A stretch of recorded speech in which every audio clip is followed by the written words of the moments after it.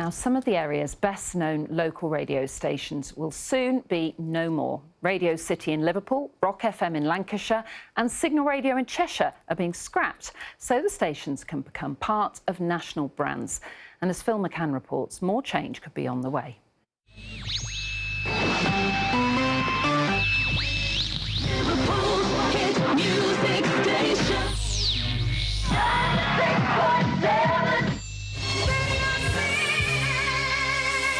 Radio City has grown up with Merseyside, and Merseyside has grown up with Radio City. They've been together through the area's highs and lows since 1974. It had a huge audience, and I think that name, it just resonates with people, you know, Radio City. It's been here forever, so it's part of the culture, isn't it? Everybody knows from Liverpool that it's Radio City. It's not, you can change your name, but it's just not the same for Liverpool people. And they are changing the name. From next month, nearly 50 years after it began, this station will become Hits Radio Liverpool. It's a big change for Liverpool. I'd rather it just stayed the same. Why? Because Liverpool's unique. Yeah. Still listen to it every day? Every day, just hasn't left the house. And will you still listen to it when it changes its name? Probably, yeah.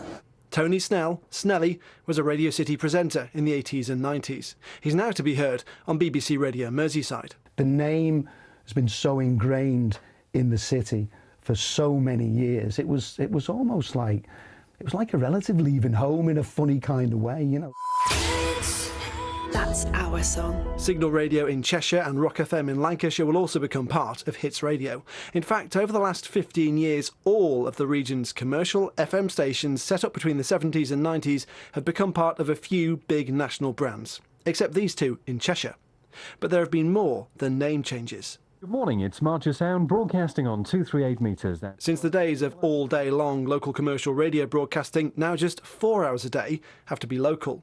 And local can now mean regional, meaning those 4 hours on stations like this one set up for Blackpool are the same as lots of others in the northwest. But they do have to retain local news bulletins, weather and travel news. So the competition for advertising has got much tighter. So if you're a local businesswoman or plumber, you could end up just making your own Instagram posts. You don't have the expense of going to local radio.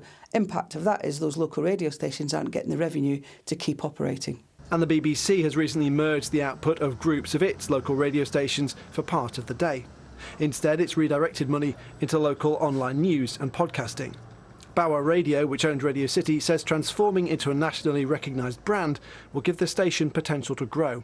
It's Friday morning, good morning. But a new wave of smaller-scale, digital-only commercial radio stations have been licensed by the regulator Ofcom. I think people that are on the radio station know what's going on in their area, so as opposed to somebody in London doesn't know what's going on in Chorley or in Wigan or, example, anywhere really.